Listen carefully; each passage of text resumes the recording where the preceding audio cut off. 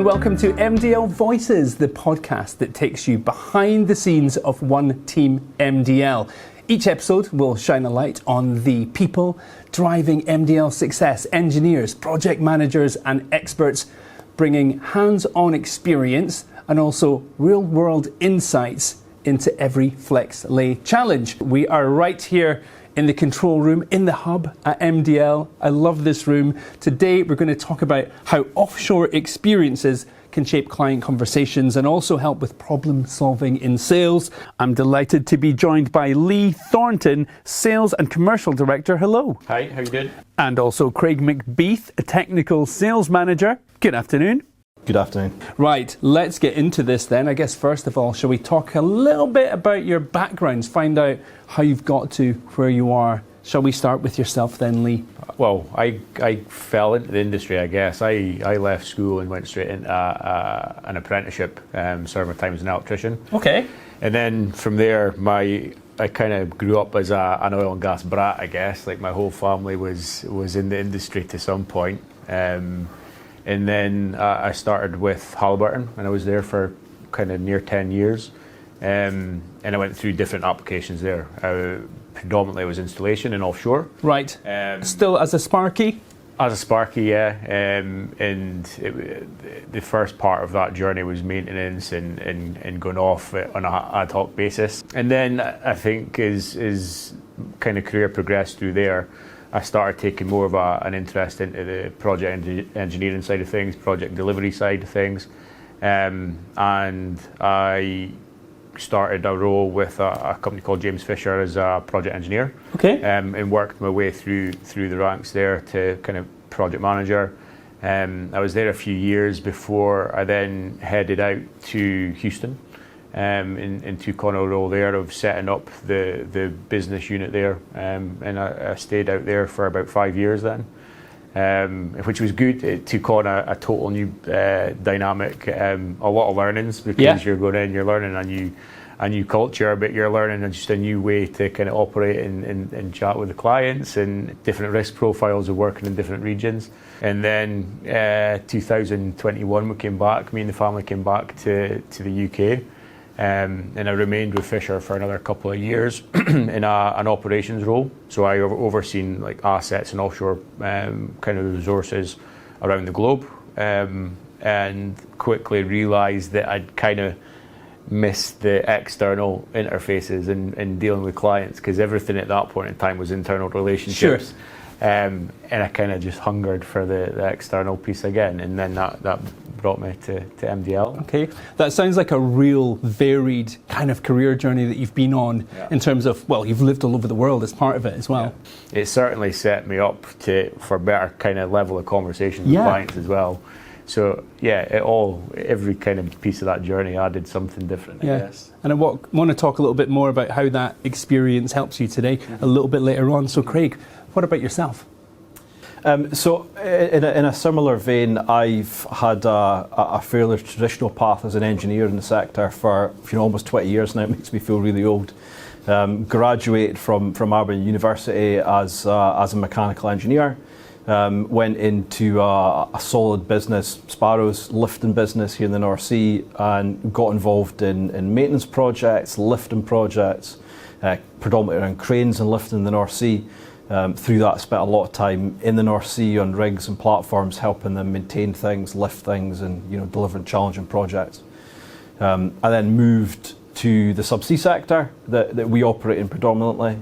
Worked at a number of subsea contractors for many years, predominantly from an office-based position where we were kind of preparing the equipment, preparing the solutions for the project to deliver efficient operations once we got offshore. But then, importantly in that sector, moving into the offshore execution, going offshore with the equipment and dealing with problems in the field and solving them with the toys that you had in the back deck. Okay. So yeah, similar to Lee, managed to get into the field quite heavily and see not just the tools that we were using, but how they were used in the environment, how we used them to deliver to the customer's needs, the end customer, building oil fields as such. So it sounds like you've both kind of came from this background of being really boots on the ground, hands-on, getting your hands dirty. You've kind of worked, time served, I guess, offshore. What was it that pulled you into MDL? What do you think makes it unique or an attractive place to work? It's an interesting one. So I've always been familiar with the business. I was actually a customer of the business for many, many years in my kind of subsea career. So I was very much familiar with the quality of the product and the services they offered. And I think that's what really drew me into the opportunity to come and join the team here. I've always known them as having, market leading equipment. So it's good to be able to get in the door, understand that a bit deeper, being able to understand how we work together and how we work with our customers to deliver things. That's interesting to hear that you've came that route into the business. So as well as equipment, do you feel that there was just a good reputation around MDL? You would have seen that, I guess, firsthand. Yeah, 100%. MDL's got a great reputation for reliability first and foremost. Which allows us to work with our customers to make sure that they're getting the best out of the rather expensive vessels. Yeah.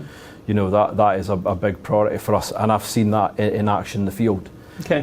Good equipment delivers good results, and that's what I'm happy to see from both the inside and the outside of this business. Okay. That's good to know. And Lee, what about yourself? I had a slightly different. I knew MDL more as a vendor than anything else. I'd worked more so through my time in the States. I'd worked in a couple of projects with MDL where we supplied equipment on part of the scopes that they were working on and undertaking.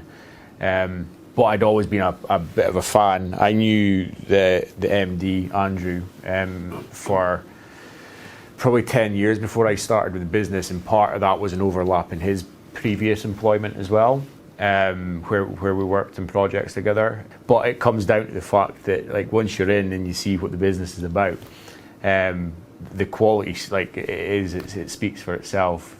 We always shout about the uptime and the quality of the product and the technology behind the product.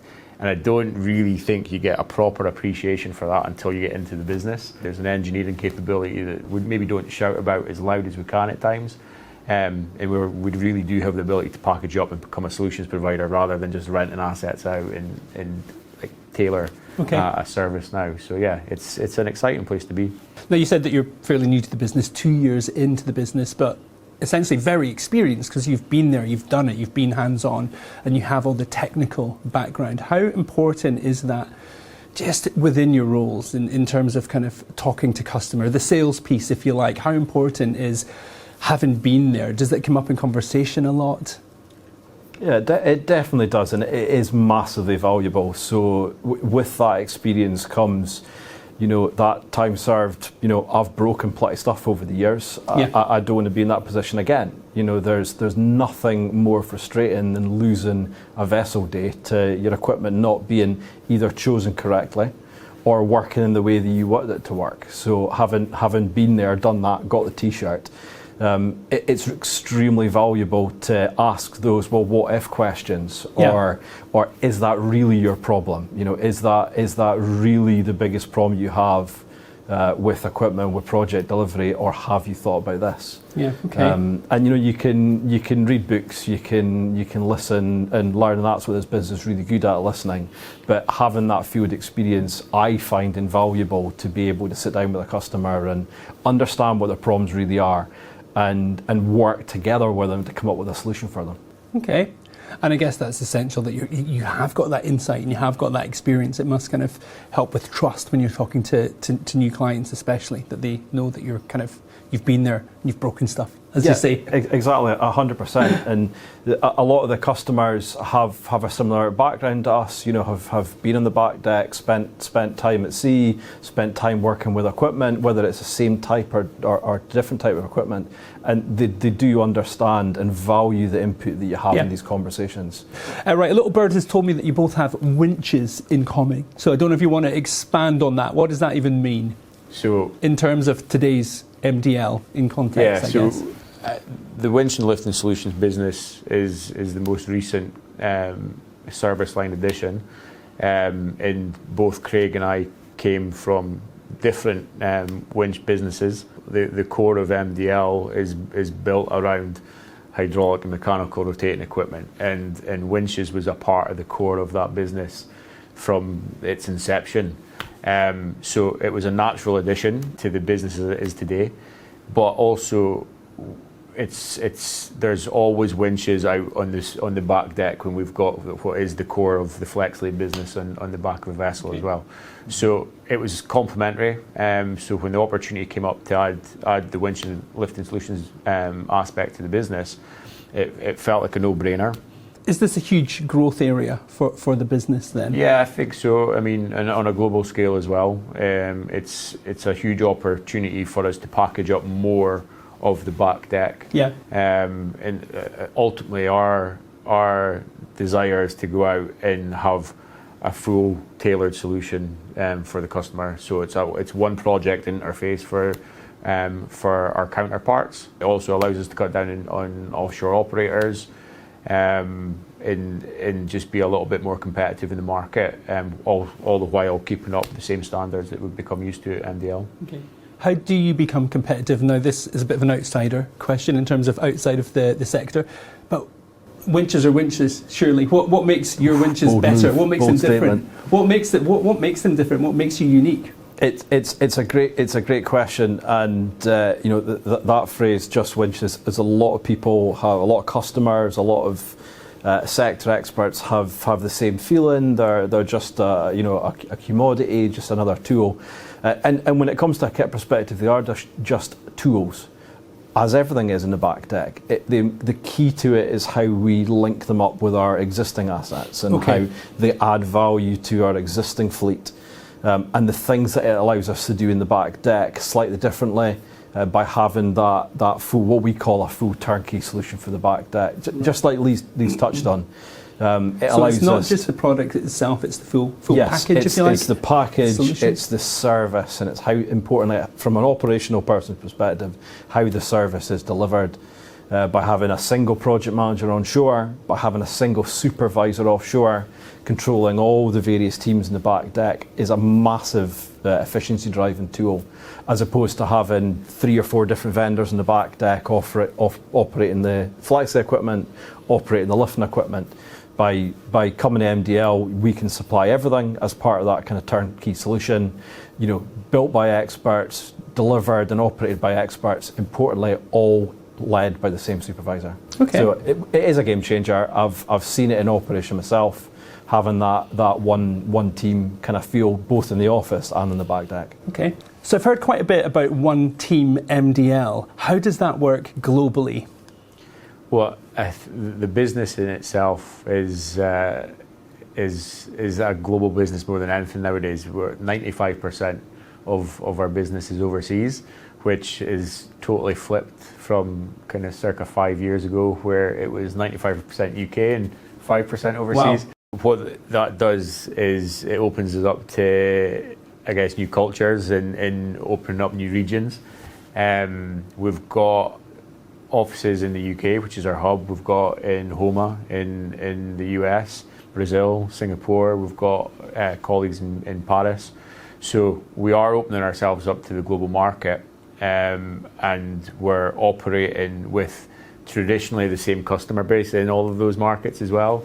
So what has become a core subsea demographic, it's the same people that we're talking to all over the world. So when we spoke about earlier on, and I says the energy industry as a village, it is because it's people are moving around all the time, and we've kind of moved around with them. So yeah, it's an exciting business to be in because of that global reach and global scale.